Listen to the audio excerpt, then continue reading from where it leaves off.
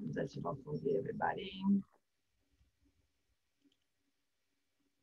Vou tirar essa perna. Então, comece trazendo um pouco a consciência para o corpo, para este momento.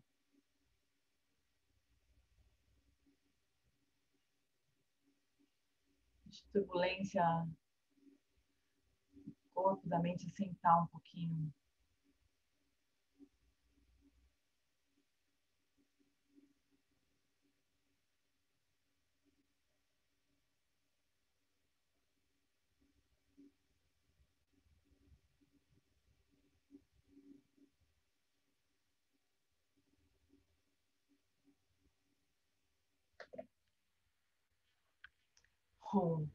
Na fronteira noroeste do país de Ordem, no coração de pólen de uma flor de lótus, você obteve o mais excelente e maravilhoso Cid. Renomado como aquele que nasceu do lótus, você está cercado por um vasto século de daquinas. Enquanto pratico seguindo seus passos, rogo que se aproxime para conceder suas bênçãos. Ó Guru Pema, conceda-me os Cids.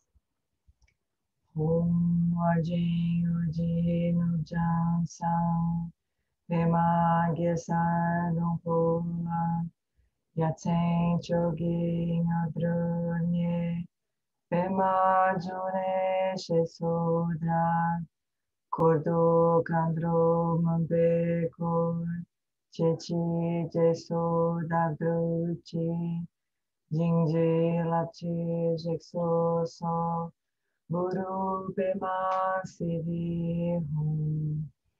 Om Adi Udi Nujansa Pema Gesa Dompola Yatsen Chogi Adrunye Pema Jure Shesodra Kordo Kandro Mampekor Chechi Jesu Dagruchi Jinji Lapchi Jexo Sol Guru Pema Siddhi Hum.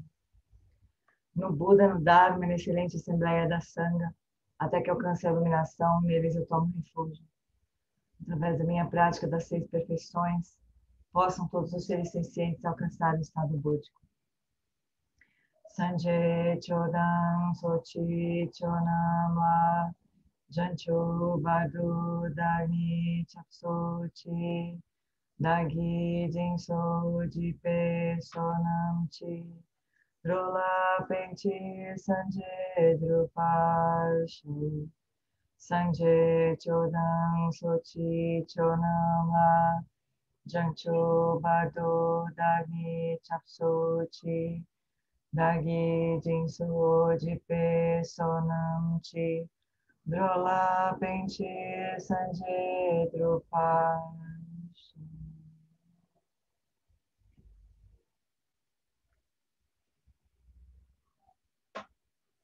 Agora deixa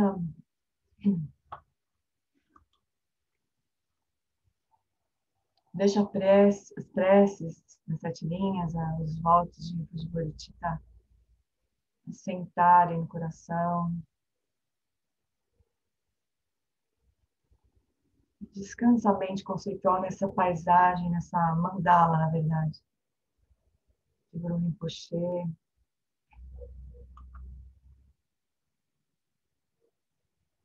Ficando só repousar, sem seguir os pensamentos, sem querer modificar, ao mesmo tempo sem se perder, só presente.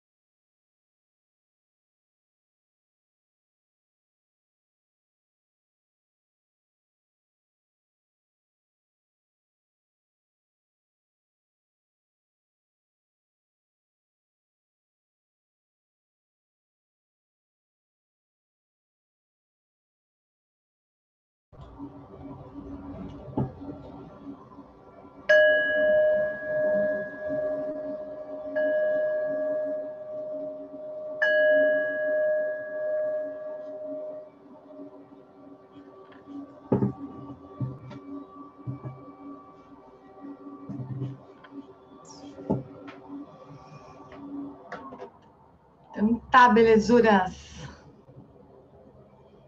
Tudo bem por aí? Então tá, vou compartilhar o livro. Que não é o livro, né? Versão não revisada, não última, né? Da tradução. Então a gente está no capítulo 7, né, Chuchus? A gente terminou semana passada a Alegria Empática. Aí estamos neste último capítulo, na verdade, sobre as 4 incomensuráveis, né? Depois, o último capítulo é um capítulo sobre insight, sobre Vipassana, né? Mas a gente está na página 156 do livro. Acho que tinha alguém perguntando alguma coisa. Deixa eu abrir aqui. G, talvez, se não rolar dia 30, talvez dia 23, com 3 horas. Putz, não, mas eu não aguento 3 horas de estudo. Acho que não precisa. Vamos ver como é que anda aqui. Vamos ver aqui. Então, a gente está no capítulo de equanimidade, né? Eu queria comentar que o Lama Wallace ele escolhe deixar a equanimidade por último, mas em algumas vezes a ordem fica um pouco invertida, sabe? Então, na tradição Gelupa, por exemplo, eles estudam a equanimidade em primeiro lugar, assim, porque já dá uma arrumada, sabe? Assim, elimina qualquer, né, parcialidade para as outras qualidades virem já com essa base mais equânime, né? Obviamente, né? Mas esse jeito também é bonito, porque a gente vê que a equanimidade daí ela vai, no fim, aperfeiçoar as outras qualidades, né? Então, vamos ver. Então, a equanimidade no budismo Theravada. Então, essa última prática é traduzida como equanimidade ou imparcialidade, mas cada um desses termos traz uma nuance diferente do termo original em sânscrito, upeksha. Nos primeiros anos dos meus estudos com Geshe Rabten em Dharamsala, ele me deu apenas 2 temas para contemplar por meses e meses. Um deles era uma meditação discursiva sobre a preciosidade e a raridade de uma vida humana, né? Vulga preliminar, vida humana preciosa, com todas as suas oportunidades de praticar o Dharma. O segundo foi a equanimidade. Então, esse não é simplesmente um sentimento de indiferença, né? Desprovido de prazer ou de dor. Não é isso, né? Imparcialidade talvez seja a melhor tradução, pois contrasta com a maneira tendenciosa com que geralmente vemos os outros seres sencientes. E tem usado mais imparcialidade do que equanimidade, na verdade. A bondade amorosa, por exemplo, costuma ser parcial no dia a dia. Nós comumente sentimos bondade amorosa apenas por determinados tipos de pessoa, aquelas que são gentis conosco, agradáveis, cordiais, aquelas com quem a gente concorda, que são parecidas com a gente, né? Quando elas sorriem para nós sorrimos de volta, e somos indiferentes a outras pessoas menos calorosas e hostis àqueles que também nos parecem hostis. Então, essa categorização de todos os seres sencientes nas classes 1, 2 ou 3, Geshe Rabten apontou, é uma das principais causas da nossa própria angústia, né? Essa compartimentalização. Hein? Então, o budismo tibetano fala de 2 aspectos da prática, da sabedoria e o método. O método, ou meios hábeis, abrange tudo que não é sabedoria propriamente. Então, compaixão, generosidade, fé, entusiasmo, serviço, todas as outras boas qualidades. A imparcialidade, ou mesmo a imperturbabilidade, é especialmente indispensável para o aspecto do método da nossa prática espiritual, né? Para ela não ficar enviesada, né? Estou falando disso brevemente agora porque, de certo modo, temos nos dedicado a esse tema o tempo todo.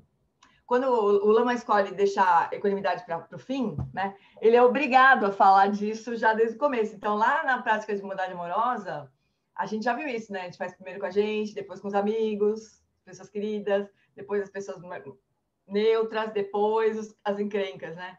Então, é assim. Então, não tem como, né, começar a praticar de uma forma enviesada.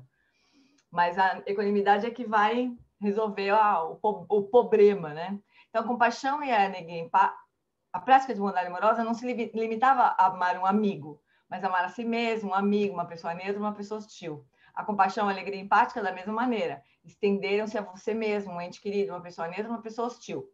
Buscamos desenvolver essas mesmas qualidades em relação a todos os seres. De fato, a equanimidade é absolutamente indispensável, se desejamos abrir o coração completamente. A equanimidade dá um polimento às outras três incomensuráveis, bondade amorosa, compaixão, alegria e empática. E ela as conduz a um estado profundo de equilíbrio, né?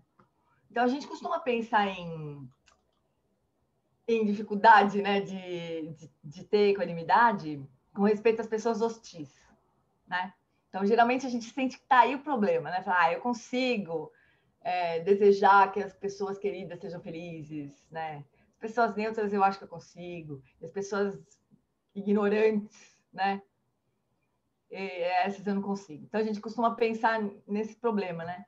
Mas se a gente for pensar a questão das pessoas neutras, é uma infinidade de gente, uma infinidade de seres que a gente bobear nem enxerga, né? Então, assim, a gente tem tanta possibilidade de avançar, né? Se a gente simplesmente se dispuser a prestar atenção a esses seres, né? Tem uma amiga querida que vindo na prática hoje, que faz tempo que ela não veio, uma linda de uma amiga querida, Natasha, né?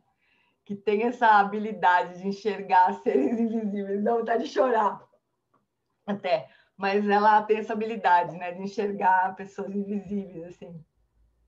Então, ixi, se emocionei aqui, Nath. Então, essa pode ser uma grande... Para nós, pode ser um espaço muito grande, assim, para avançar, né? Nessa infinidade de seres que a gente não enxerga. E que a gente, portanto, não manifesta nada, né? As pessoas que nem existem, seres que nem existem, né? Mas como diz o Alan Wallace, ele fala uma coisa super bonita, ele fala que se a gente olhar com cuidado para as pessoas, para os seres, não tem como evitar de brotar compaixão. Eu acho isso super bonito. Mas precisa ter essa disposição de olhar, né? Você quer falar alguma coisa, amiga? Dá um oi para nós. Oi. Eu não tenho muito para falar, não. Adoro te ouvir. Quero vir aqui para te ouvir. Mas obrigada por lembrar de mim de uma forma tão sensível. Então, aí a gente tem essa possibilidade com as pessoas e com os seres, né? Hoje eu estava lembrando de manhã na supervisão, né, do CBT Ticket, tive de manhã vários encontros, assim. Tinha uma menina, uma amiga falando que estava super sensibilizada, que ela estava num sítio, né, passando uns tempos assim num sítio, e que ela estava super sensibilizada com os insetos, né? Ela estava super prestando atenção nesse mundo dos seres pequenininhos, assim, né? E eu lembrei de um filme super lindo, que eu não sei se vocês viram, mas é um documentário francês que chama Microcosmos. Vocês viram? A Cris viu. E eu já várias vezes dessa dica de filme, né? Nem sei se está disponível, se anda disponível agora, mas é super bonito, porque a Marcela viu também, a Marcela também, porque vai vendo esses seres pequenininhos, né? E o esforço deles, né? Então não sei, me ocorreu de falar isso, né? De a gente prestar atenção para isso, né? Para essa infinidade de seres que a gente não enxerga. Então, no canal do neutro, na caixinha dos neutros, né? Antes a gente partir para o mais difícil, que são os hostis, os ignorantes, os cretinos, todos os nomes que a gente consegue lembrar. Fala aí, Darcy. Eu estou aqui em Gonçalves, no meio do mato, né? E estou sozinho e cada dia que passa, esses tais bichinhos seus, eles ficam mais próximos. Você vai tendo... Então, assim, eu passei a ter cuidado, por exemplo, bruxa. A bruxa está voando aqui, ela vem em mim, eu falo, pô, cara, dá um tempo, aí pego, põe para fora. Mas tem um bicho que eu não consigo, sabe? Que é uma aranha. Mas ela tem mais medo que você. Ela deve falar, olha, tem um cara que eu não consigo, viu? Um cara que usa óculos, assim, também não consigo. Mas independente da ação que a gente tem, né? Isso também é muito, muito interessante a gente pensar como são as 4 equanimidades, né? As 4 equanimidades, ó, as 4 incomensuráveis, que são qualidades do coração, não são ações ainda, né? Então, são como se a gente preparasse o terreno para as ações brotarem, né? Daí, das qualidades, né? Então, se a gente se dispõe a olhar, se a gente se dispõe a considerar, né, aquele ser como real, né? Como diz o William James lá, aquilo que você dá atenção é real, né? Então, se a gente se dispõe a fazer com que outras pessoas, outros seres sejam reais para nós, né? E a gente dá atenção, as qualidades começam a brotar e as ações começam a se transformar naturalmente, né? Então, a gente não precisa se preocupar com as ações a princípio, né? É mais cuidado da terra, né? Depois é que vem as ações, propriamente, né? Também, se a gente for olhar nos ensinamentos, as 4 incomensuráveis, elas fazem parte da bodhicitta de aspiração, né? E aí, na sequência, vem a bodhicitta de ação, que são as perfeições, né? Então, essas qualidades, claro que elas vão se traduzir em ação, mas elas precisam ser cultivadas primeiro, como qualidades da nossa mente, do nosso coração, para depois traduzir em ação, né?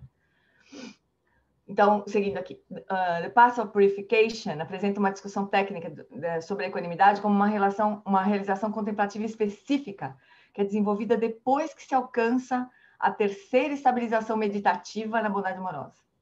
Então, é lá na frente, né? Tecnicamente. Nesse ponto, você traz à mente uma pessoa neutra, em relação a que você não sente nenhuma atração ou aversão especial. Em seguida, foca uma pessoa que você ama, e depois uma pessoa hostil. Vendo em cada caso, você é capaz de trazer o mesmo equilíbrio calmo da mente, sem atração e sem aversão, né? Esse é o ponto da equanimidade, assim. É não se entregar nem à atração que distorce o que a gente está vendo, e nem a aversão que distorce, obviamente, né?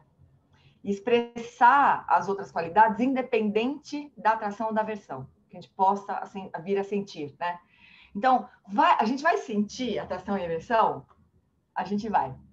Porque a atração e aversão faz parte dos 12 elos, ela é o 7º elo, né? Gosto ou não gosto. E na psicologia budista, esse 7º elo, ele vem exatamente junto com o instante em que a gente registra ou percebe alguma coisa. Então, ele é parte, esse gosto ou não gosto, ele é parte dos 5 fatores mentais sempre presentes, que se estuda na psicologia budista. Então, sempre que a gente olha para alguma coisa, tipo uma famosíssima garrafa cor-de-rosa aqui, né? Sempre que a gente olha para algum objeto, a gente primeiro, deixa eu ver se consigo lembrar os 5 agora, né? Mas a gente primeiro dá atenção para o objeto, né? Aí a gente discrimina, quer dizer, a gente começa a observar tudo isso rapidamente, instantaneamente, né? Começa a observar as características do objeto. Tem uma coisa de engajamento também. A gente precisa se demorar um pouco para poder realmente perceber o objeto, né? Depois vem Vedana, que é isso, gosto, não gosto, não faz. Então e daí intenção, que é ruim esse nome, e é traduzido assim nos textos também, se a gente for ver. Porque não é intenção consciente, assim, mas é uma sensação de querer se aproximar ou querer se afastar do objeto, com base no gosto e não gosto, ou no neutro, né? Então, é um movimento da mente, assim, é uma disposição para se aproximar ou para se afastar do objeto, né? Para pegar ou para empurrar para trás, né? Assim, exagerando um pouco.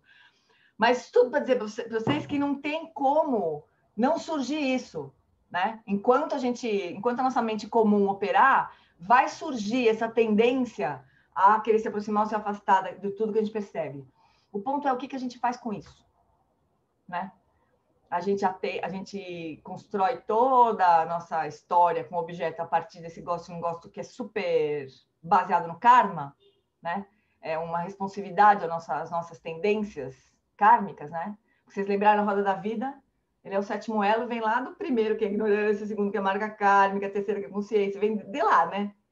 Então, assim, a gente se definir como quem gosta ou não gosta, não sei do quê, ou classificar as pessoas em gosto e não gosto, ou, sei lá, tomar qualquer ação baseada no gosto e não gosto, é tomar refúgio no karma, né? É responder ao karma. Não tem muita sabedoria aí. Mas a gente não sabe disso, né? A gente segue fazendo assim. Então, a equanimidade é se libertar da aversão e da atração, né? Do apego e da aversão. Então, é muito, muito profundo, né? A equanimidade, assim. É isso, né? É não responder a esse impulso de atração ou de aversão, né?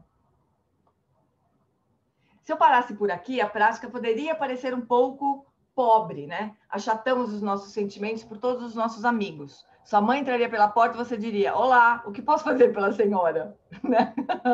Não seria melhor ter carinho e atração pelas pessoas? Parece que estamos dando um passo gigante para trás em nossa humanidade, né? Mas não. E para chegarmos por quê, precisamos ir um pouco mais fundo. Então vamos olhar para o inimigo próximo da equanimidade ou da imparcialidade. O inimigo próximo, lembra o inimigo próximo nessa forma de apresentar? De Buddhaghosa, né? Do Path of Purification. Inimigo próximo é aquilo que parece, mas não é. Então, o que parece equanimidade, mas não é indiferença fria, né? Ou seja, não sentir nada, né? Tanto faz, whatever, para todo mundo, né? Então, nós provavelmente já sentimos isso algumas vezes. E conhecemos pessoas em que esse comportamento é razoavelmente característico. Praticante, no começo, cai nessa. Porque começa a surgir uma vontade de não se perturbar, né? Aí não se perturbar, então, eu não me perturbo, nada me perturba, nada me incomoda. E aí as pessoas em volta começam a reclamar. Nossa, mas você está tão distante. Aí parece que a gente pode achar que aquilo é um elogio. Pode falar, que bom, minha prática está funcionando, né? Estou distante, é isso mesmo. Você nada te perturba. A gente pode achar que aquilo é o máximo. Mas é um tremendo de um engano, né? Que a prática, se ela servir para afastar a gente das pessoas, ela não está servindo para muita coisa. Não é esse ponto, né? Mas a gente se engana no começo mesmo, né? A gente tem que... É um pouco lei da envergadura da vara, né? Vai para um lado, depois vai para o outro, balança, chega no meio. Então, a gente passa por essa situação aí. Mas a gente precisa reconhecer que isso não é o objetivo da prática, né? Então, o inimigo próximo da equanimidade, que é o que a gente quer buscar, é a indiferença fria, né? A gente já sentiu isso algumas vezes. Elas assistem aos noticiários, veem o que está acontecendo no mundo e simplesmente não se importam. Tem uns praticantes que falam assim, não, tudo isso é vazio, isso tudo é vacuidade. Então, isso está errado, né, pessoal? Isso é um erro pensar isso, né? Então, quando vem alguém sofrendo por alguma razão, em um acidente de trânsito, por exemplo, elas pensam, não vou nem tocar nessa pessoa, porque eu posso até ser processado, né? Elas se afastam e isso não as perturba. Ouvem algo maravilhoso acontecer e também não se importam. Essa é a indiferença fria, o inimigo próximo. Pode se parecer superficialmente com a equanimidade, que é uma conquista muito nobre da mente, mas só na superfície, porque fundamentalmente é completamente diferente.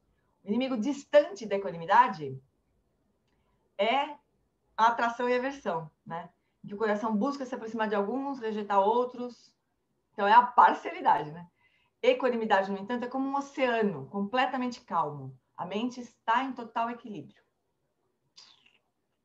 Por enquanto, estão indo? Os praticantes, eles correm um tremendo risco de cair nisso com justificativas maravilhosas, tipo, é vazio. Quando alguém está se ferrando muito, sofrendo, karma da pessoa, né?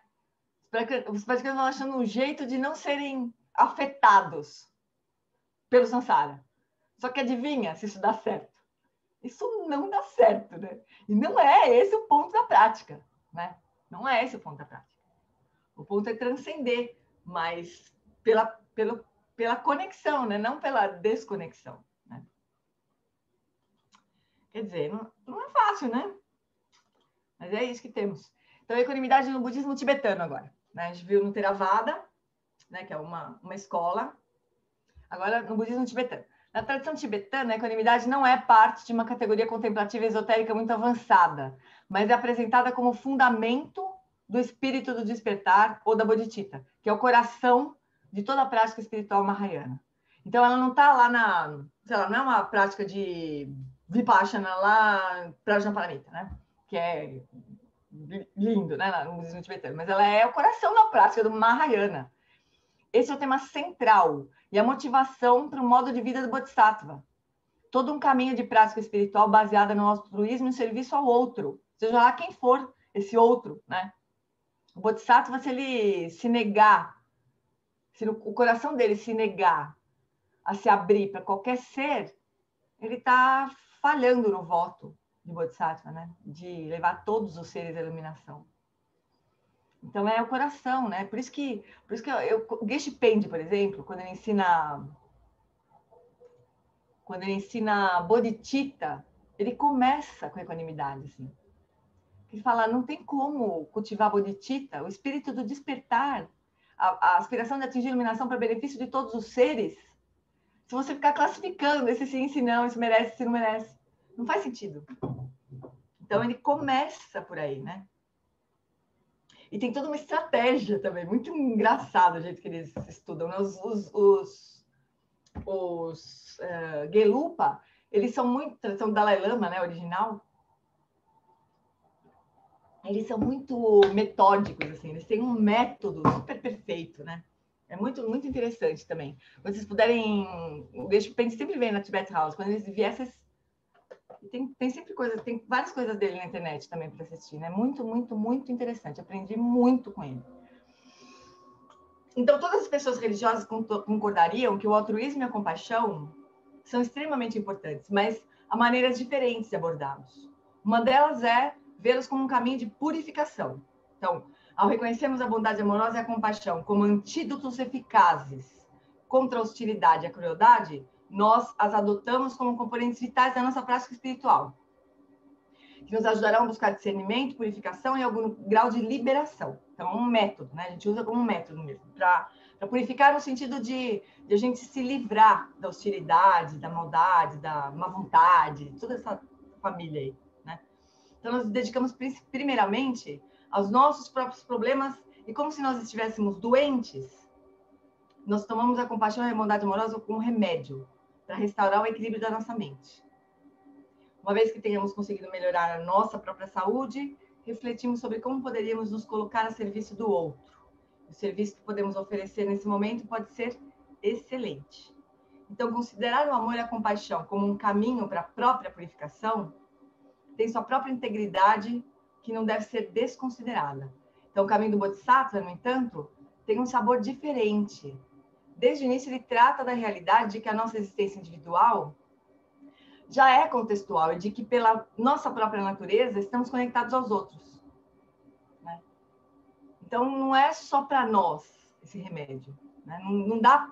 Não dá para ser feliz sozinho, né? Os bodhisattvas entendem isso, né? Essa música popular brasileira, assim, né? Nosso próprio bem-estar está relacionado ao bem-estar dos outros. Nossa própria identidade, nossa própria existência é interdependente. Então, lembra aquele primeiro dos 8 versos, né? Dos 8 versos da Transforma a Mente. Com a determinação de alcançar o bem-estar supremo em benefício de todos os seres sencientes, vou aprender a prezá-los e estimá-los no mais alto grau, né? Todos os seres sencientes. Sabe, supremo para benefício de todos os seres sencientes, vou aprender a prezá-los e estimá-los no mais alto grau. Quer dizer, os seres todos, eles são a forma pela qual a gente vai alcançar a iluminação. A gente não vai alcançar a iluminação apesar dos seres atrapalharem a gente, né? A gente vai alcançar a iluminação por causa dos seres, com a ajuda dos seres, pelo bem-estar dos seres, né? Mas a gente precisa dos seres, todos, inclusive aqueles que a gente chama de lixas, né? Aqueles que vão pegar a gente e lixar a gente, né? Porque cedinha só não ajuda muito. Então a gente vai precisar de lixa também. Então, a gente não tem como. A gente não tem como fugir. Nesse caminho, não tem como fugir dos seres, né? De todos. Então, desse ponto de vista, assim que abrimos os olhos, vemos uma tremenda quantidade de sofrimento no mundo, ao mesmo tempo em que todos os seres sencientes anseiam pela felicidade. Todos. Não temos como evitar o pensamento de como nós poderíamos ajudar as pessoas da melhor maneira possível.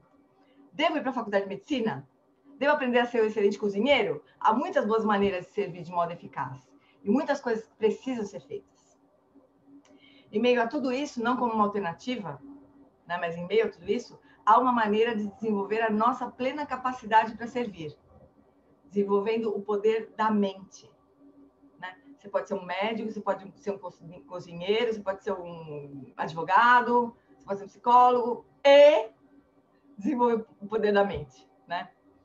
E chama até a chave para nós acessarmos a nossa própria sabedoria e compaixão. Tentar servir sem sabedoria é ineficaz. Quer dizer, a gente vai bater no teto, né? Se não tiver sabedoria. Assim. Uma sabedoria que não é só a sabedoria mundana, vamos dizer assim, né? Mas tentar servir com inteligência, sem compaixão, é perigoso. Então, sabedoria e a compaixão vão precisar estar juntos, né? E essa sabedoria, então, é uma sabedoria transcendente, né? Não é só a sabedoria do mundo, que é super valiosa, mas não é só ela, né? Então, para nós sermos capazes de ajudar de forma mais eficaz, nós precisamos nos transformar. Nesse momento, as nossas limitações são graves, né? A gente reconhece, né? Putz grila. Às vezes eu me pego e falo assim, pô, eu aqui querendo ser Buda e tropeço nessas coisas idiotas, eu me irrito com pessoas que, putz, nem, sei lá, nem sabem o que está acontecendo, né?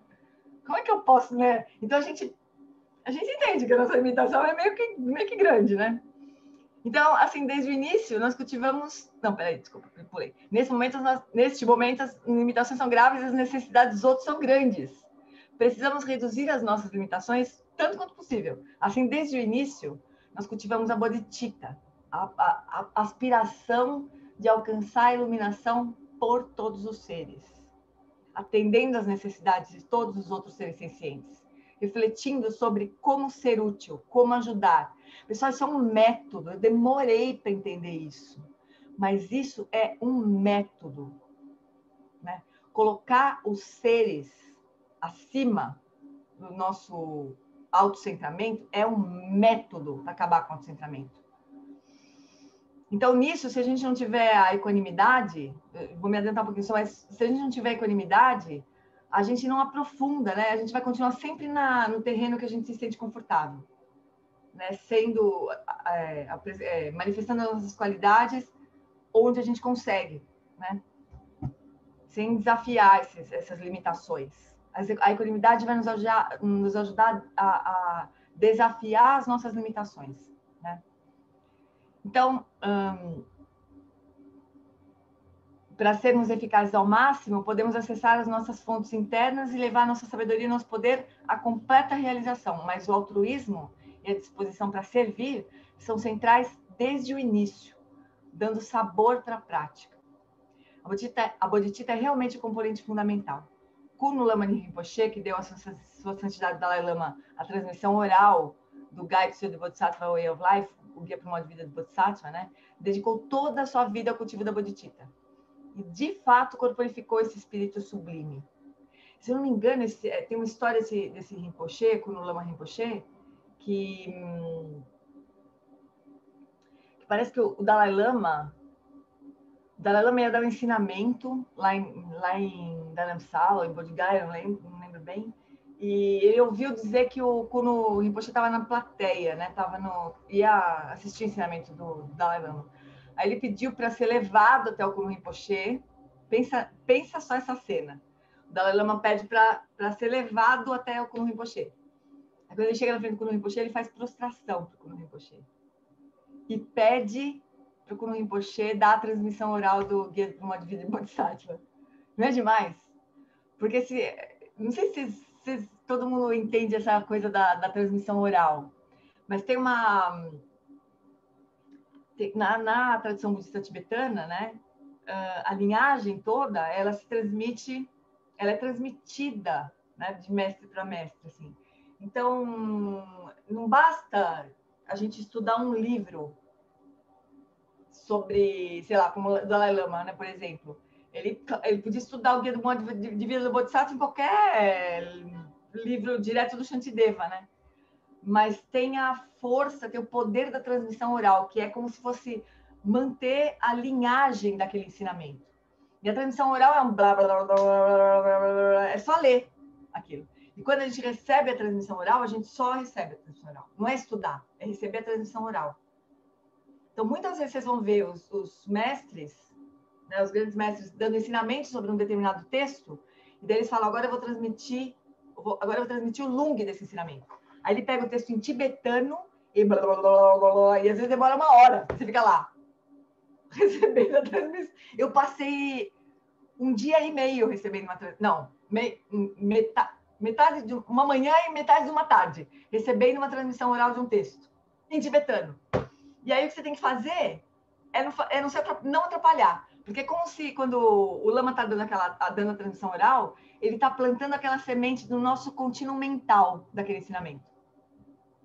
E aquilo um dia vai florescer de alguma forma, né? A gente vai encontrar de novo com aquele ensinamento, aquilo vai ser familiar para a gente, falar, puxa, acho que eu já ouvi isso, né? Vai ter uma familiaridade, assim, que a gente não sabe explicar direito, né?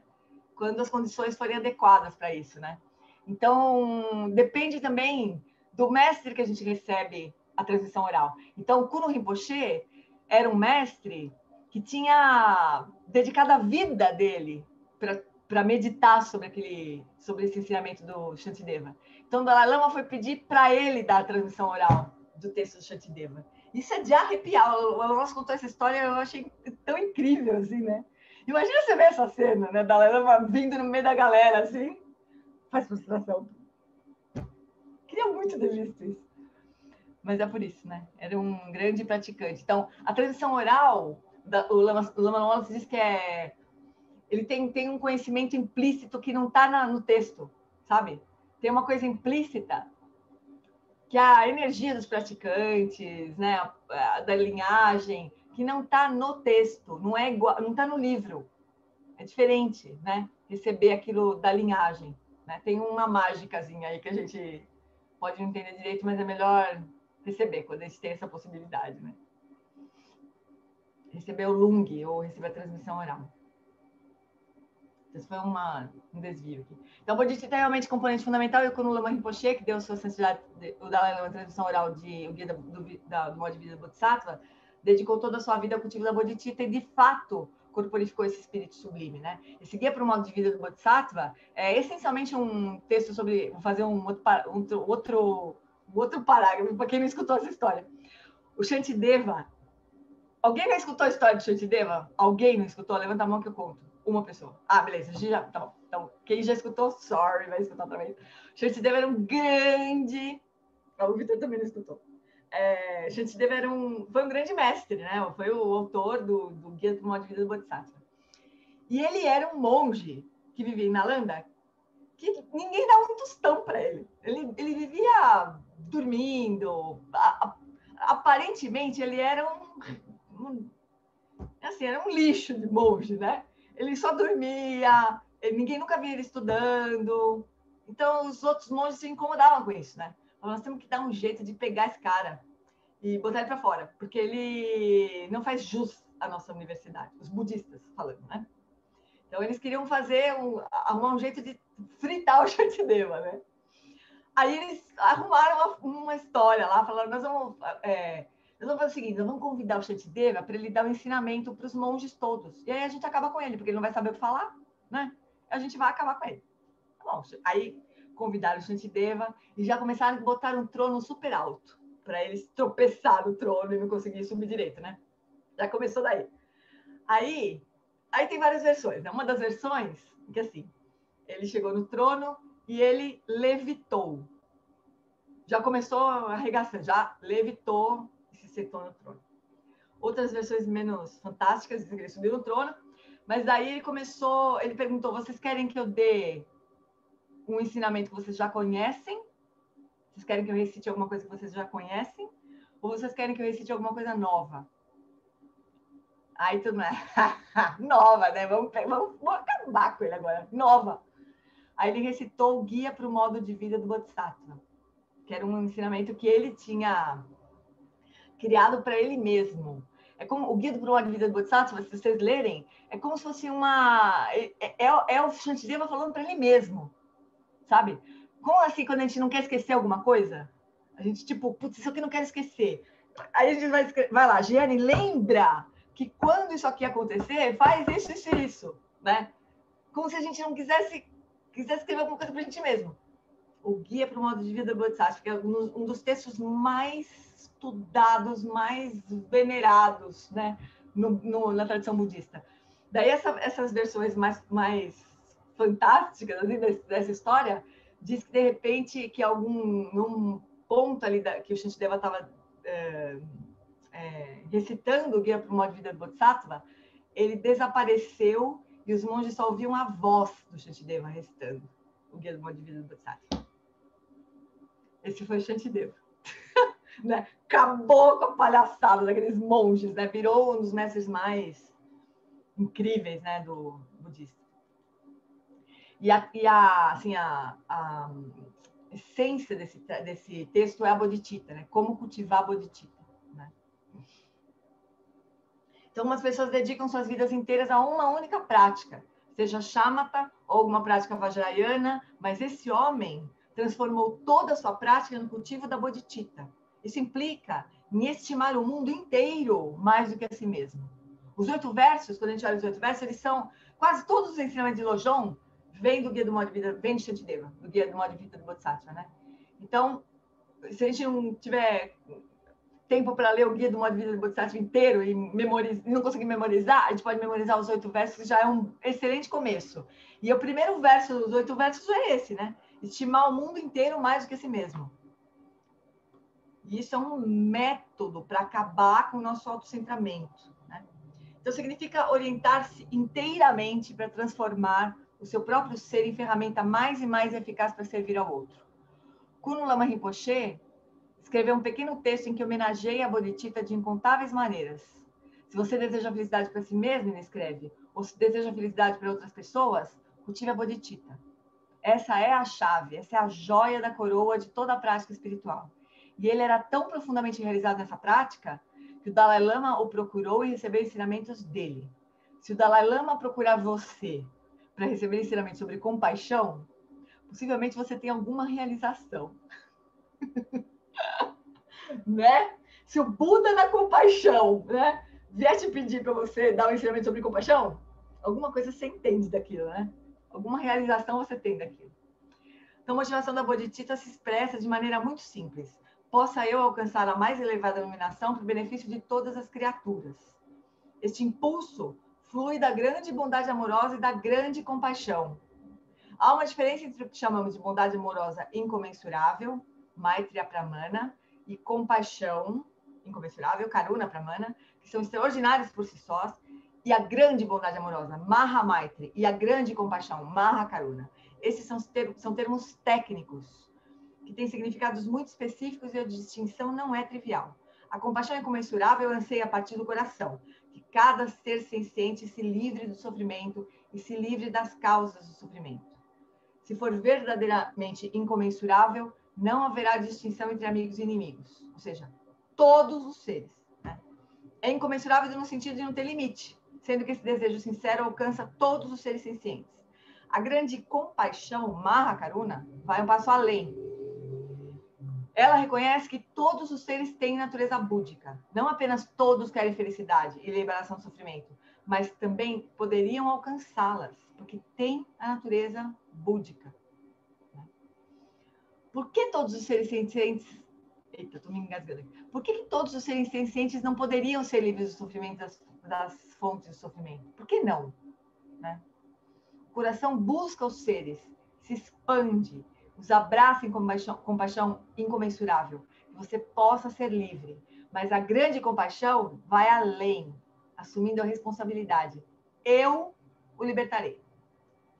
Então, a grande compaixão e a grande bondade amorosa, ela assume a responsabilidade, né? Não é assim, não é só que todos os seres se libertem do sofrimento, que todos os seres atinjam a felicidade genuína, eu assumo a responsabilidade de libertar todos os seres. E aí isso pode parecer uma viagem, né? E o Lama vai falar aqui, acho que Luciana, quer dizer alguma coisa? Não, fechou. Vamos ver se o Lama vai comentar aqui, senão a gente comenta o que ele sempre fala. Essa é uma resolução bastante profunda e problemática, mas o ensinamento é exatamente assim. A grande compaixão e a grande bondade amorosa não são apenas um desejo, mas pressupõem responsabilidade. Como isso poderia levar a qualquer coisa diferente de uma frustração cósmica, né? Porque, se falar, eu vou libertar todos os seres, eu, Jeane Pili, o Lama vai falar, se eu, então peraí, quando a bodhicitta é mal compreendida, pode se transformar um egotismo cósmico também. Se eu, Alan Wallace, se eu, Jeane Pili, assumisse a responsabilidade de libertar todos os seres sencientes de todo sofrimento, isso não seria simplesmente uma tolice? Para ficar barato, né? Eu nunca conseguiria fazer isso nos poucos anos de vida que me restam. Mas essa resolução ela é tomada a partir do nível mais profundo da nossa própria natureza búdica, que é eterna. Shantideva reza: enquanto o espaço durar, enquanto o mundo existir, possa eu viver para aliviar as misérias do mundo. Tem várias traduções desse verso, né? Famoso. Essa é a grande compaixão. Porque todos os seres sencientes... Não. Por que todos os seres sencientes não poderiam estar livres do sofrimento e das fontes do sofrimento? Que eles sejam livres, eu o libertarei. É isso que eu vou fazer para sempre. É isso, né? Eu o libertarei nesse sentido. Eu vou trabalhar para isso para sempre, né? Por isso que eu vou libertar todo mundo. Porque eu não vou desistir enquanto o samsara permanecer, enquanto o esparso permanecer, enquanto os seres existirem, né? Esse é o voto do Bodhisattva, verdadeiramente, né? Então, os Budas, eles agirão até que todos os seres sencientes estejam livres do sofrimento. Esse é o único trabalho que eles têm a fazer, conduzir todos os seres sencientes ao estado do despertar espiritual. Isso vai acontecer algum dia? O Dalai Lama diz que não sabe. Mas diz também que, enquanto isso, continue tentando. Eu não sei se vai acabar, né? Se o samsara um dia vai acabar. Não sabemos, mas o nosso trabalho como bodhisattva é tentar, né? Aí, esvaziando o samsara. E talvez ele vá sendo como é que fala? Repopulado outra vez, né? Mas a gente vai esvaziando, né? A grande bondade amorosa se expressa de maneira similar à grande compaixão. Por que todos os seres não poderiam alcançar a felicidade e as fontes da felicidade? Por que não? Essa pergunta, né? Que essas qualidades trazem.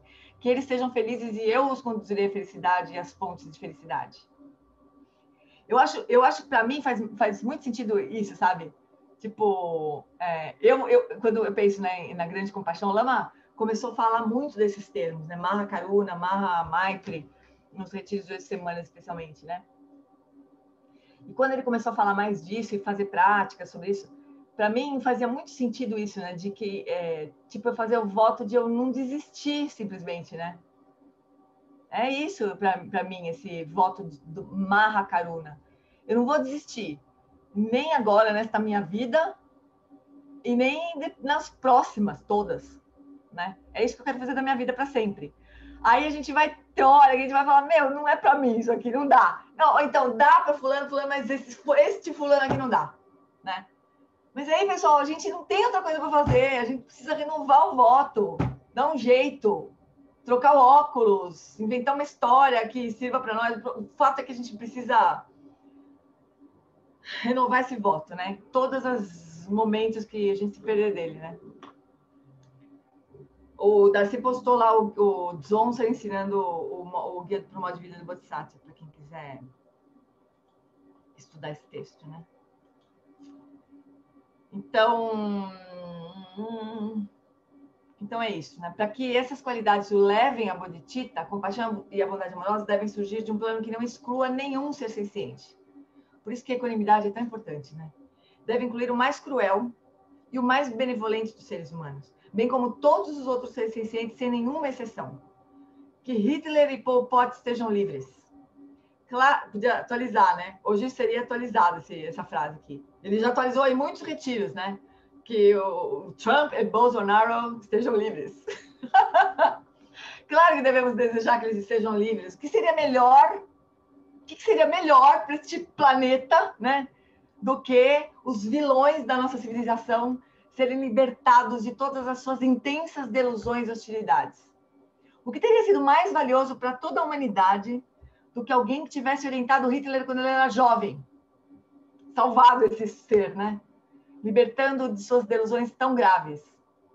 O que podia ter sido melhor, né? Na história recente da humanidade. Não tão numa história recente, vai. Já tem atualização dessa história recente também. A equanimidade é absolutamente indispensável. A partir desse plano uniforme, surge o apreço pelos outros, por todo mundo, por todo o mundo. A partir da equanimidade, pode-se cultivar a grande bondade amorosa e a grande compaixão. E dela surge de verdade a bodhicitta, né?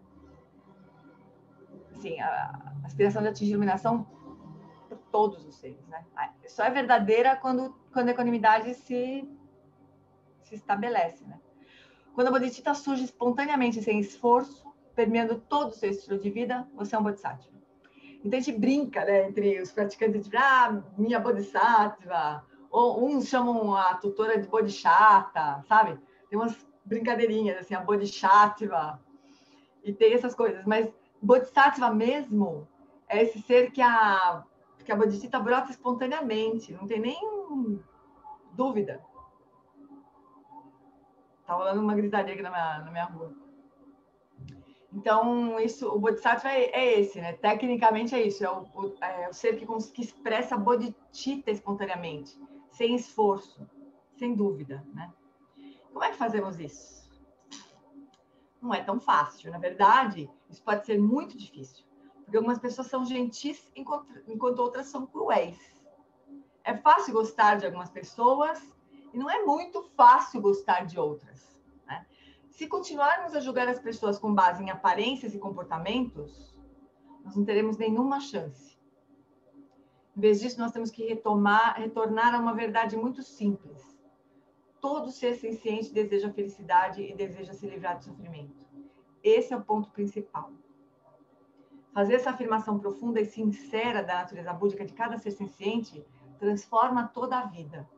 Uma vez eu estava numa entrevista com a Jetsuma Tenzin Palmo. E, gente, ela falou disso com com aquele olho azul dela lá, que a gente derrete, né? Só de olhar para o olho dela, a gente já derrete, né? Mas ela corporifica isso mesmo. Ela falou, uma situação super complicada que estava passando, ela falou assim, a gente precisa olhar através das pessoas, sabe? Do que elas estão apresentando para a gente. Do que elas querem fazer a gente acreditar que elas são. A gente precisa atravessar isso e ver lá dentro esse ser que há muitas vidas, incontáveis vidas, vem tentando encontrar a felicidade, se livrar do sofrimento. E aquilo foi tão... Puta, é tão diferente quando alguém fala de verdade, assim, né? Alguém que realmente faz isso mesmo, alguém que corporifica uma coisa dessas, né? Porque a gente já deve ter lido 400 vezes que os seres querem se livrar do sofrimento e atingir a felicidade. Ó, até a Siri acordou. A Siri acorda aqui. Não sei o que eu falo, que às vezes que a Siri acorda. Fica quieta. Oi. Uma das coisas que mais me impressionou foi quando eu vi a Jetsuma e visitar o Dalai Lama, e ela começou falar com ele sobre a situação das mulheres, das monjas, e ele meio que... E ela, assim, com uma dureza, mas uma dureza compassiva. Não é de enfrentar, mas também é de, sabe, de colocar a coisa na lata. Tem um vídeo muito antigo da Jetsuma, tá uma mulherada forte lá. Tava a Jetsuma, a Thupten Chodron, se eu não me engano, a Thupten Oliwan, talvez a Sangikada, não sei, mas tinha uma mulherada bem forte assim nessa conversa. Mas era muito antiga mesmo, assim, um vídeo muito, muito antigo. O Dalai Lama chora. A Jetsuma... Mas não é essa daí, viu, Mar? Tem várias cenas da Jetsuma peitando o Dalai Lama. Tem uma que é mais recente, assim, que ela fala, então, as monjas, elas não são ordenadas completamente. E aí, tipo, vai fazer o quê, né? E o Dalai Lama meio que dá uma... Assim, eu não posso resolver, eu não posso impor, eu não posso... Não, o Dalai Lama realmente ele não pode impor, né? Para todas as tradições. budistas, né? Ele não é o método dele, né?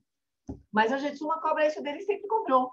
Mas esse vídeo que eu tô falando, não é no documentário da Jetsuma. É um vídeo que só tem... É só isso mesmo. Eu vou tentar achar de novo, eu posto para vocês. Recentemente eu achei esse... Acho até que eu baixei, sabe? Porque agora eu tô virando pirata do YouTube. Porque, de repente, as coisas somem, né? Coisas super legais desaparecem. Agora eu baixo. Quando eu acho muito importante, assim. Esse vídeo da Jetsuma é um desses, assim. Porque ela faz o Dalai Lama chorar. Porque ela fala assim... Naquele tempo, né? Tipo, sei lá, imagina que a Jetsuma nesse vídeo devia ter uns 30 anos, vai. Máximo, assim. Ela era jovenzinha. E ela... 30, talvez 40. 30 ela estava em retiro, né? Talvez 40 anos, vai. E ela fala para o Dalai Lama, olha, essas mulheres, quando você vai conversar com elas sabe qual é a aspiração delas? É renascer homem. Porque como mulheres elas não tiveram chance. Nós não estamos dando oportunidade para essas praticantes. O Dharma não está servindo essas pessoas. Cara, o Dalai Lama baixa a cabeça e soluça, sabe? De ver assim, a incompetência da estrutura, né? Com as mulheres. Só que segue um pouco igual, né? Ela está com quantos anos? Ela é de 1943, né? Tem a idade da minha mãe. Então, ela tem 77. É muito... E ela... Porque ela é uma inglesa, né? Então, ela vem de uma cultura diferente. Mas ela testemunhou o sofrimento das mulheres do Himalaia. Das mulheres que vêm dos Himalaias, né? Ela contou no último retiro aqui também, se não me engano. Que ela... Teve uma apresentação num documentário, se não me engano, dela, né? No último retiro. Tá no livro, ela conta nos livros, né?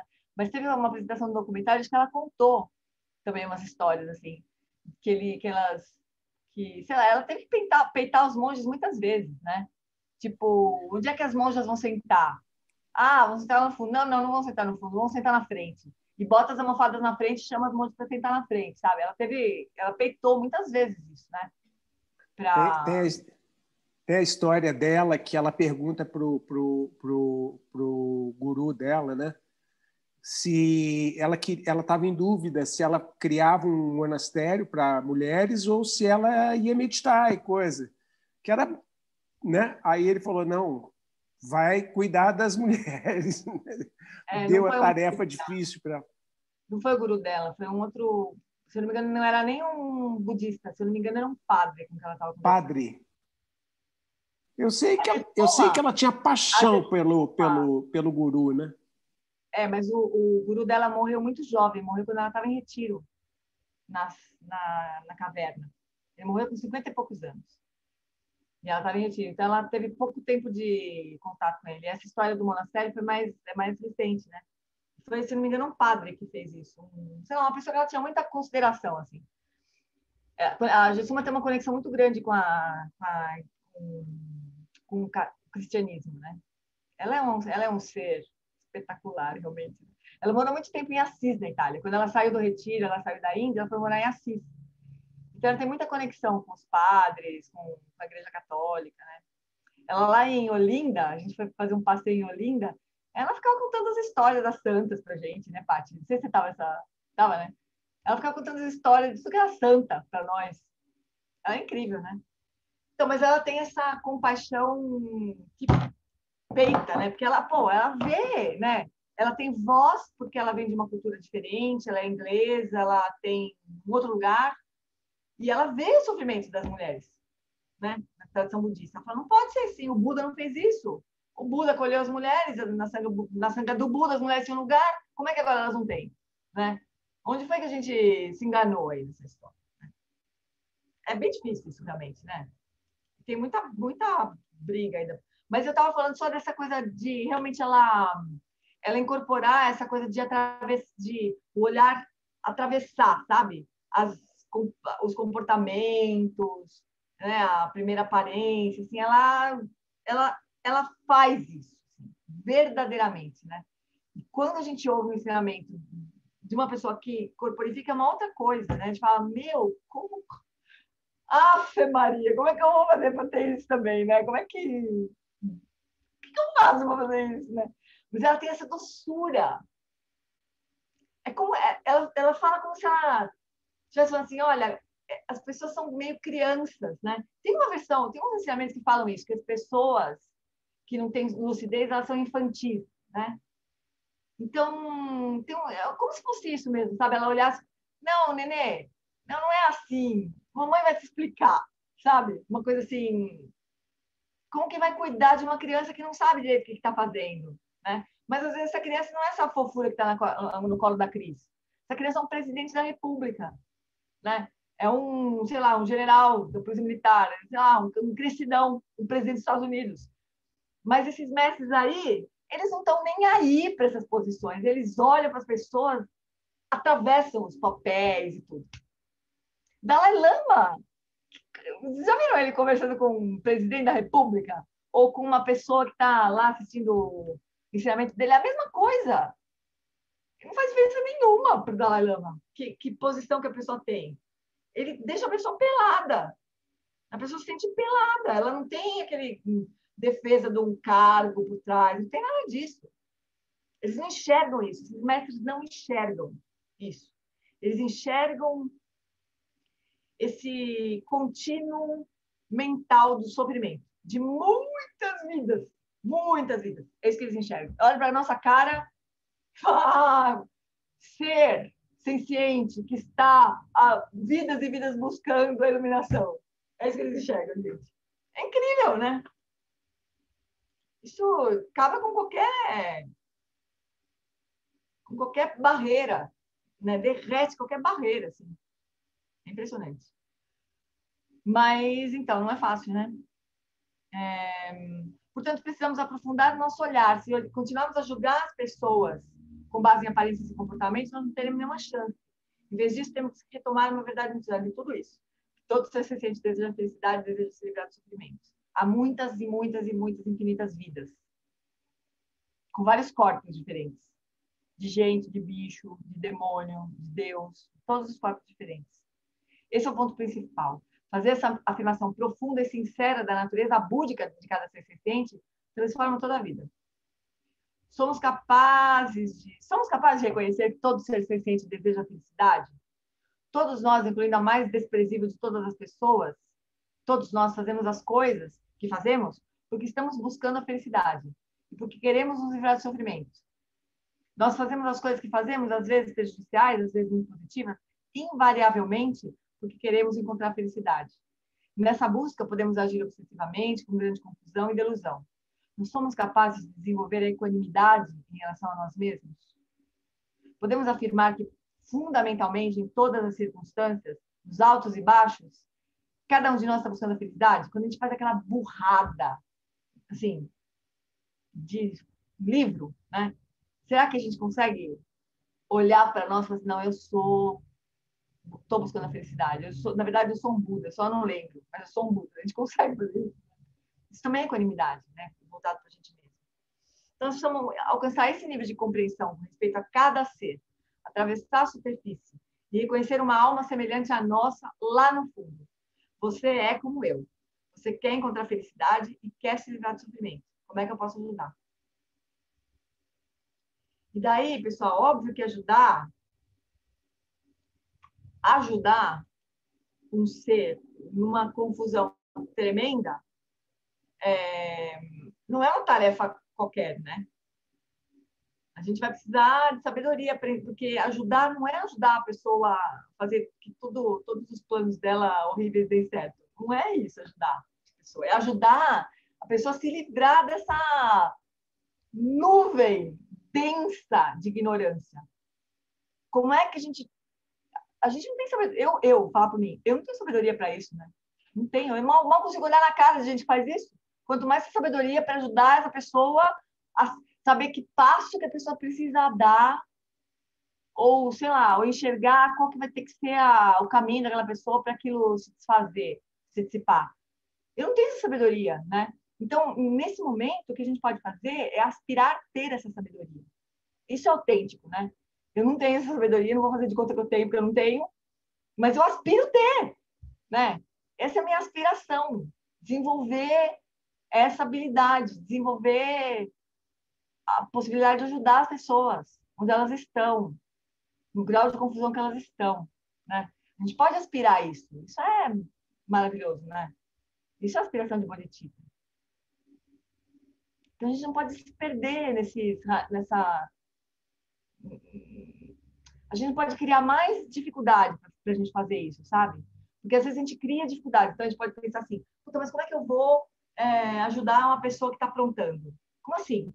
Eu não tenho que dar na cara dela? Talvez sim. Talvez dar na cara dela seja um jeito de ajudar, mas não. Mas talvez não, né? A gente precisaria ter sabedoria para saber se dar na cara da pessoa realmente vai cumprir esse papel, né? De dissipar a ignorância, de dissipar a delusão. Talvez seja o caso. Ué, não teve o Tilopa que deu na cara do Naropa com sandália?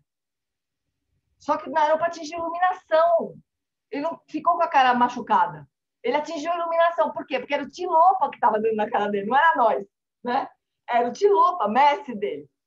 Vem cá, o Naropa todo... Eu fico imaginando, Naropa todo arrumadinho, assim, ele era um engomadinho, erudito. Tilopa era um doido varrido, um yogi maluco, Mahasiddha, que vivia comendo peixe vivo. Vocês imaginam isso? Um cara todo arrumadinho que reconhece o mestre um maluco que comia peixe vivo e cuspia osso de peixe, né? Como chama? Esqueleto do peixe, assim, pô. Um Mahasiddha, completamente realizado.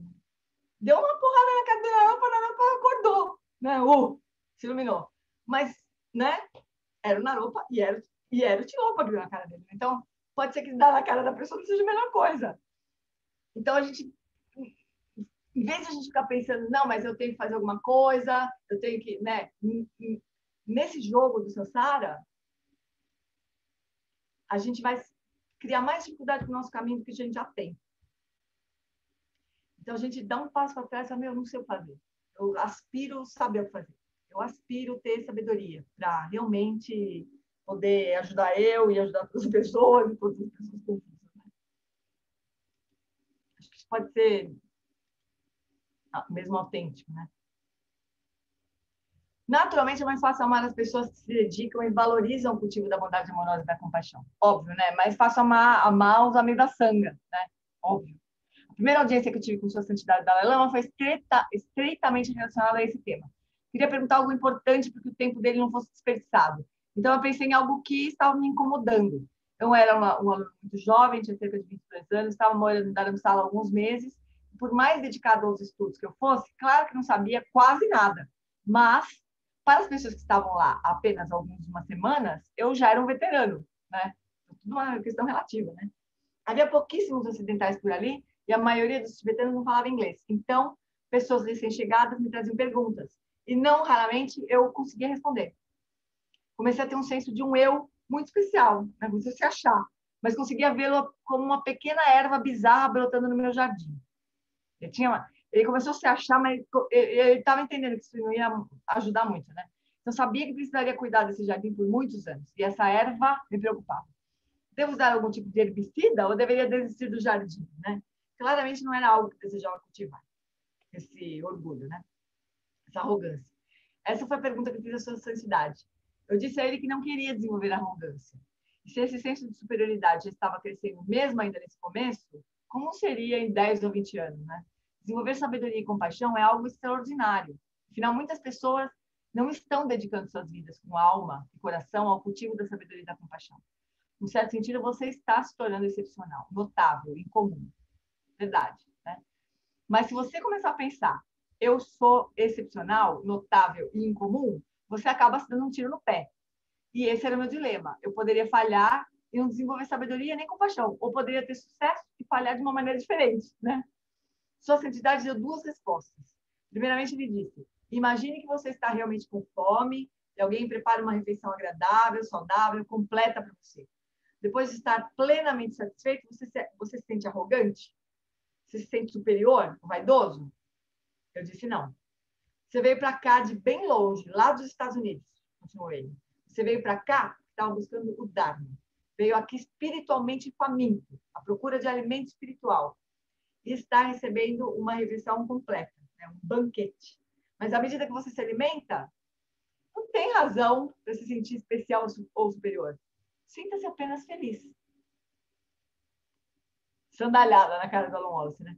Sua segunda resposta diz respeito particularmente à questão da imparcialidade, equanimidade e imperturbabilidade. Ele disse: sou Tenzingato,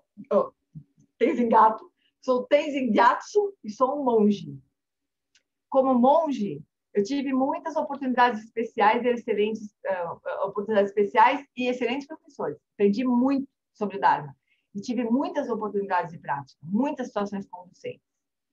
E por essas razões, tenho uma responsabilidade em comum.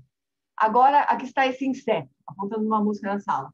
Imagine que outra mosca estivesse comendo uma pequena gota de mel e essa mosca chegasse e empurrasse a outra para longe, demonstrando agressão, competitividade, um completo autocentramento. O que você esperaria? Quantas moscas altruístas você já viu? Né? Uma mosca tem muito poucas oportunidades, ela não teve chance de aprender nenhum outro tipo de comportamento. Portanto, nós aceitamos, mas se eu agir como aquela mosca, seria muito inapropriado. Porque eu tive oportunidades infinitamente maiores de cultivar a compreensão, sabedoria, a prática, a distinção entre a virtude e a não virtude, porém, é minha obrigação agir de maneira muito diferente daquela mosca. Então, nesse mesmo contexto, alguns anos atrás, Sua Santidade foi questionado por um repórter se ele tinha algum par comparável a ele. Sua resposta foi: sim, todo mundo. Isso é equanimidade. Quando observamos pessoas que demonstram grande ressentimento, hostilidade ou egoísmo, podemos fazer uma pausa e reconhecer que eles têm uma natureza búdica como nós. Eles anseiam por felicidade, desejam se livrar do sofrimento como nós. Causas e condições diferentes se reuniram para fazê-los agir como agem. Um ambiente diferente, uma história pessoal diferente, karma diferente. Mas isso tudo está em fluxo. Se eu tivesse vivido sob aquelas mesmas condições, vida após vida, aquele seria eu. O resultado dessa reflexão é uma gentil imparcialidade que se instala na mente. Será que a gente vai... Acho que a gente não vai conseguir terminar nem ferrando esse capítulo, né? Acho que até a gente poderia... Deixa eu ver onde que nós estamos.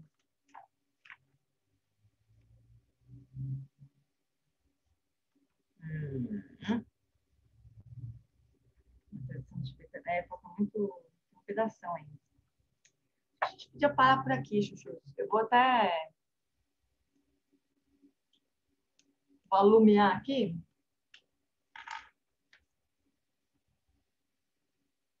E a gente tenta encerrar esse capítulo na próxima semana. Giane, foi aí, foi mais para cima, você rolou para baixo. A gente está mais para cima.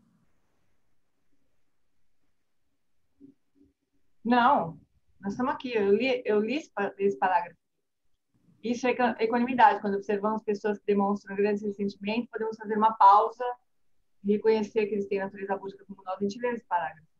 Tudo isso, tá certo. Tá certo, Giane. Tá certo. Desculpa. É isso mesmo. Não, eu rolei mesmo, mas depois eu voltei também. Eu desrolei. Então, vou gravar aqui, a gente toma daqui a semana que vem. E daí a gente pode refletir sobre isso, né? Quanto que a gente é capaz de atravessar essa superfície das pessoas, enxergar seres que estão em incontáveis vidas buscando ser felizes, né? Batendo de um lado para o outro, sem encontrar um caminho. É muito comovente quando a gente consegue enxergar assim, mas não é fácil. A gente, né, se perde nas nossas próprias questões. Assim, né? Bueno. Então, Chuchu, eu tô achando que a gente não vai conseguir terminar o livro antes do fim do ano. Aí a gente pode deixar o último capítulo pro ano que vem mesmo. Porque é sobre Vipassana, né? Como se fosse uma palhinha assim, sobre Vipassana, o último capítulo. Esse capítulo de equanimidade encerra as 4 misturadas, na verdade. Né? Aí a gente pode deixar sem pressa pro ano que vem, depois a gente retoma, aí a gente começa o nosso novo estudo. Beleza, Chuchus? Acho que nem 3 horas a gente consegue terminar, viu, Valminha? Nem me arrisco. 3 horas ninguém aguenta, 3 horas. Pelo amor de Deus, já chegam os coitados dos meus alunos que passam horas. Pensando bem. Não, não precisa, né? Não precisa, a gente termina no tempo. Então, tudo bem, amorzinhos? Podemos fazer a dedicação? Deixa eu...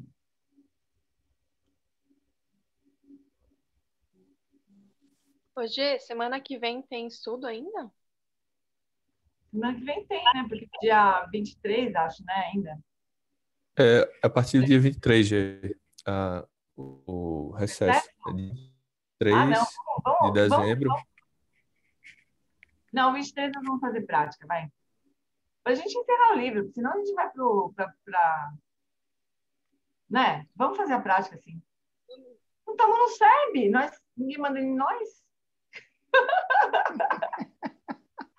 A gente manda na gente mesmo, a gente faz a prática. Então. Mas as outras práticas do dia 23 acho que não vão rolar, né? Então, vocês saberem, as práticas do SEB estão suspensas, mas a nossa segue. Beleza? Beleza. Vou compartilhar essa dana aqui. Que os méritos deste encontro se expandam e toquem a todos. Que o Mestre Universal da Paz e da Compaixão, Sua Santidade Dalai Lama, juntamente com todos os mestres de todas as tradições que com essa mensagem, tenham uma longa vida. Que todos estejam a salvo de gerar pensamentos negativos, obstáculo mais destrutivo. Que estes pensamentos nunca surjam em nossa mente. Que todos os seres também estejam livres de pensamentos negativos. Ao longo de minhas muitas vidas e até este momento, todas as virtudes que tenho alcançado, inclusive os méritos gerados por esta prática e todas as que vier a conseguir, ofereço para o bem-estar dos seres sencientes. Possam a doença, a guerra, a fome e o sofrimento diminuir para todos os seres, enquanto sua sabedoria e compaixão aumentam nessa e em vidas futuras. Possa eu claramente perceber todas as experiências, como sendo tão insubstanciais quanto o tecido do sonho durante a noite, e imediatamente despertar para perceber a manifestação de sabedoria pura no surgir de cada fenômeno. Possa eu rapidamente alcançar a iluminação para trabalhar sem cessar pela liberação de todos os seres. Budas e Bodhisattvas em conjunto, seja qual for a sua motivação, sua ação benéfica e preces auspiciosas, seja qual for a nossa onisciência, realizações, poderes benévolos, e seja qual for a sua imensa sabedoria, eu que igualmente venho para beneficiar os seres, rogo para que possa alcançar as mesmas qualidades. Neste exato momento, possam nem mesmo os nomes doença, fome, guerra e sofrimento ser ouvidos pelas pessoas e nações da terra, mas possam sim sua conduta moral, mérito, riqueza e prosperidade crescer e possa o suprema bem-aventurança e bem-estar sempre surgir para elas. Que a grande tradição do abate Shantirakshita, do mestre Padmasambhava e do rei Trisondeusen possa florescer e permear os 3 reinos. Que a presença das 3 joias nunca se separe do fluxo mental dos seres, assegurando assim construir bem-estar através dos 3 tempos. Quem? Locho Sun, Rin Loche, Zan, Lin, Sasun, Chapat, Pedro, Jojo, Sun, Nawadan, Midal, Sun, Gele, Show.